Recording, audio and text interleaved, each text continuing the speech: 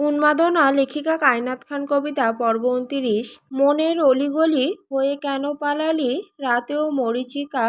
এই তো শেখের বেটি, ঘটিও সোনামণি। কোচিংয়ের বাইরে দাঁড়িয়ে বেশ হাসি মুখে ফুচকা খেতে থাকে আনন্দী। মুখে অনেকদিন পর একটু স্বাভাবিক হাসি দেখা যায় তার। পাশে দাঁড়িয়ে বান্ধবীরা গল্প করতে থাকে। কেউ ঝাল বেশি হয়েছে বলে পানি খুঁজতে থাকে, কেউ আবার হাসতে হাসতে আনন্দীর গায়ে ধাক্কা দেয়। বিকেলের নরম আলোয় সবকিছু খুব সাধারণ, খুব স্বাভাবিক লাগে। কিন্তু এই স্বাভাবিক হতে আনন্দের ১৫টা দিন লেগে যায়। পুরো ১৫ দিন। এই কয়েকদিনে ধীরে ধীরে নিজেকে সামলাতে থাকে সে। যদিও রাত হলেই এখনো অনেক কিছু মনে পড়ে যায়। মাঝরাতে ঘুম ভেঙে বুক ধড়ফড় করতে থাকে। তবুও বাইরে থেকে নিজেকে স্বাভাবিক রাখার চেষ্টা করে আনন্দী। আর এই পুরো সময়টা জুড়ে রেহমান তাকে ফুল প্রোটেকশন দিয়ে রাখে। কোনো প্রমাণ না থাকায় অভিকে এখনো গ্রেপ্তার করা যায়নি। আইনেরও সীমাবদ্ধতা আছে, শুধু সন্দেহের ওপর কাউকে ধরা যায় না, কিন্তু নিরাপত্তা দেওয়া যায়, আর সেটাই করে রেহমান। আনন্দীদের বাসার সামনে সারাক্ষণ পুলিশ পাহারা বসিয়ে দেয় সে। এমনকি কোচিংয়ে যাওয়া আসার সময়ও দুজন কনস্টেবল সবসময় আশেপাশে থাকতে বলে। দূর থেকে নজর রাখতে থাকে তারা। ফলে গত ১৫ দিনে একবারের জন্য আনন্দের ধারে কাছে ঘেঁষতে পারে না অভি। এমনকি তার ছায়াও দেখতে পায় না সে। আর সেটাই ধীরে ধীরে অভির ভেতরে রাগ বাড়াতে থাকে। বিশেষ করে ব্লক করার ঘটনাটা। সব জায়গা থেকে তাকে ব্লক করে দেয় Anandi. WhatsApp, call, social media সব। অভির মতো মানুষের জন্য এটা শুধু রাগের বিষয় না, এগোতে আঘাত। কারণ সে অভ্যস্ত না কেউ তাকে কেটে দেবে। সেদিন রাতেও ভীষণ বিরক্তি নিয়ে বাসা থেকে বের হয়ে যায় অভি। মাথার ভেতর তখন একটাই চিন্তা ঘুরতে থাকে, আনন্দীকে শিক্ষা দিতে হবে। রাত গভীর হতেই বাইক নিয়ে বেরিয়ে পড়ে সে। শহরের ফাঁকা রাস্তা কেটে দ্রুত এগোতে থাকে আনন্দীদের এলাকার দিকে। কিন্তু বাড়ির কাছাকাছি যেতেই বাইকের গতি ধীর হয়ে আসে। দূর থেকে চোখে পড়ে পুলিশ পাহারা। সামনের গলিতে দুজন কনস্টেবল দাঁড়িয়ে থাকতে দেখে সে। আর একটু দূর ঘুরে পিছনের রাস্তার দিকে তাকাতেই আরও দুজনকে দেখতে পায়। অভির ঠোঁটের কোণে ধীরে ধীরে তীক্ষ্ণ হাসি ফুটে ওঠে। আকামের সময় প্রোটেকশন নিলাম না, এখন বাঙ্গর নাতি হেতিরে প্রোটেকশন দিতাছে। বাইক থামিয়ে কিছুক্ষণ দূর থেকে বাড়িটার দিকে তাকিয়ে থাকে সে। তার চোখে তখন অদ্ভুত এক স্থিরতা, যেন মাথার ভেতর আবার নতুন কোনো পরিকল্পনা জন্ম নিতে থাকে। সেদিন রাতে শেষ পর্যন্ত ফিরে যায় অভি। আনন্দীদের বাড়ির সামনে দাঁড়িয়ে থাকা পুলিশ দেখে আর ঝুঁকি নেয় না সে। তারপর কেটে যায় আরও কয়েকটা দিন। এই সময়ের মধ্যে আনন্দীর সাথে দেখা হওয়ার কোনো সুযোগই পায় না অভি। কিন্তু নিজের ভেতরের কামনা কি এত সহজে থেমে থাকে? হয়তো কিছু পুরুষ আছে যারা নিজের সীমা জানে, নিজের লালসাকে নিয়ন্ত্রণ করতে পারে, কিন্তু বাকি অনেকের ভেতরেই অন্ধকার বাস করে। আর অভি সেই অন্ধকারেরই মানুষ। গত ১৫ দিন নিজের ভেতরের কামনাকে জোর করে চেপে রাখে সে। কিন্তু যত সময় যেতে থাকে আনন্দীকে পাওয়ার নেশাটা আরও বাড়তে থাকে তার ভেতরে। ধীরে ধীরে আবার নতুন ছক কষতে শুরু করে অভি। আজ ঠিক ১৫ দিন পর আবার আনন্দীকে দেখতে পায় সে। কোচিংয়ের সামনে বন্ধুদের সাথে দাঁড়িয়ে হাসতে থাকে আনন্দী। হাতে ফুচকার প্লেট, মুখে অনেকদিন পর একটু স্বাভাবিকতা। দূর থেকে বাইকের ওপর বসে স্থির চোখে তাকিয়ে থাকে অভি। বিড়বিড় করে বলে, জীবনে আমার লগে হাসতে দেখলাম না বান্দিরে। অভির মন বলছিল এখনই চলে যাবে আনন্দীর কাছে, কিন্তু সমস্যা একটাই, কিছু দূরেই পুলিশ দাঁড়িয়ে। রেহমানের দেওয়া প্রোটেকশন এখনো আছে। অভি সিগারেট টান দিতে দিতে পাশে দাঁড়িয়ে থাকা ছেলেদের দিকে তাকায়, তারপর নিচু গলায় ডাকে, ঘাতক সুমন। পাশ থেকে সঙ্গে সঙ্গে জবাব আসে, জি ভাই। অভির ঠোঁটের কোণে ধীরে ধীরে বিপজ্জনক হাসি ফুটে ওঠে। একটা ঘাতকের মতো কাজ কর। সুমন চুপচাপ তাকিয়ে থাকে তার দিকে।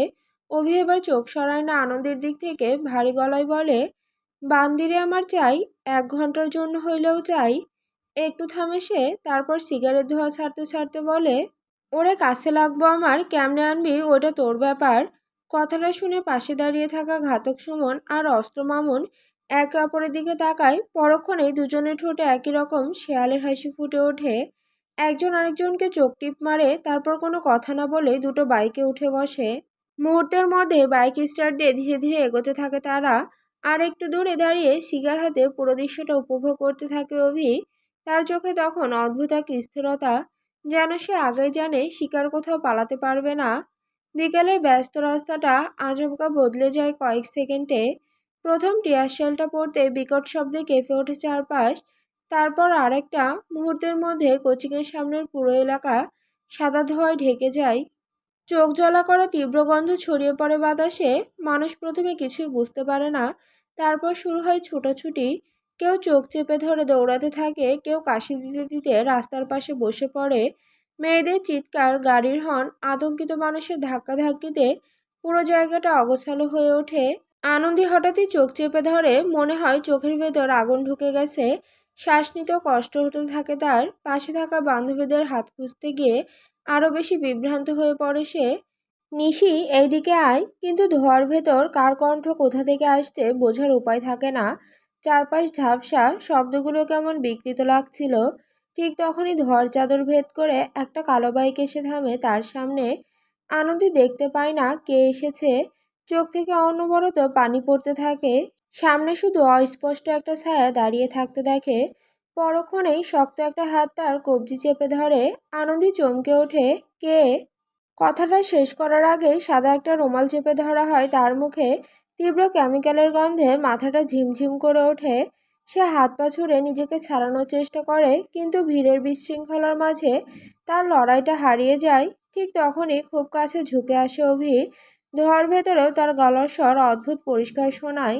তোরে আমার লাগবো, সারা জীবনের জন্য হইলেও তোরেই লাগবো। আনন্দে ঠিকমতো কথাগুলো শুনতে পারে না, শব্দগুলো কানে এসে ভাঙা ভাঙা লাগে। তার চোখ ভারী হয়ে আসছিল ধীরে ধীরে। চারপাশে ধোঁয়া, চিৎকার, আতঙ্ক সবকিছু যেন দূরে সরে যেতে থাকে। পরক্ষণেই অভি তাকে নিজের দিকে টেনে নেয়, খুব সহজে, যেন বহুদিনের চেনা কোনো জিনিস তুলে নিচ্ছে। তারপর আনন্দীকে নিজের সামনে বসিয়ে মুহূর্তের মধ্যেই ধোঁয়ার ভেতর মিলিয়ে যায় সে। পেছনে পড়ে থাকে শুধু বিশৃঙ্খলা। জ্ঞানহীন আনন্দীকে সামনে বসিয়ে নিজের সাথে চেপে রাখে অভি। এমন অবস্থায় বাইক চালানো ভীষণ কষ্টদায়ক। অভি কোনো রকমে বাইক চালিয়ে জায়গাটা ছেড়ে বেরিয়ে যায়। ধোঁয়ায় অচেতন হয়ে পড়া আনন্দীকে সামলে বাইক চালানো তার জন্য ভীষণ ঝামেলার হয়ে উঠেছিল। এক হাতে হ্যান্ডেল, আরেক হাতে বারবার আনন্দের শরীর সামলাতে হচ্ছিল তাকে। কয়েকবার তো প্রায় বাইকের ব্যালেন্সই হারিয়ে ফেলছিল অভি। শেষমেশ শহরের একটু নির্জন জায়গায় এসে বাইক থামাইছে। চারপাশ ফাঁকা, দূরে কয়েকটা স্ট্রিট লাইট ছাড়া আর কিছু নেই। রাতের বাতাসেও বিরক্তি কমে না তার। অচেতন আনন্দী তখন পুরো শরীরের ভর ছেড়ে অভির উপর হেলে পড়ে আছে। মাথাটা বারবার একদিকে কাত হয়ে যাচ্ছিল। অভি হাঁপাতে হাঁপাতে বিরক্ত চোখে তাকায় তার দিকে। সিনেমায় কত সহজ লাগে এসব। হিরোরা দিব্যি এক হাতে হিরোইন নিয়ে বাইক চালায়, উড়তে উড়তে ঘুরে বেড়ায়, কিন্তু বাস্তব এত সহজ না। অভির নিজেরই কোমর ধরে যাওয়ার অবস্থা। বিরক্তিতে দাঁত চেপে নিচু গলায় বলে ওঠে, খাইয়া খাসির মতো শরীর বানাইছে কয়দিনে। ব্যাপার না, আবার নিয়মিত ব্যায়াম করাইয়া ফিট বানাবো।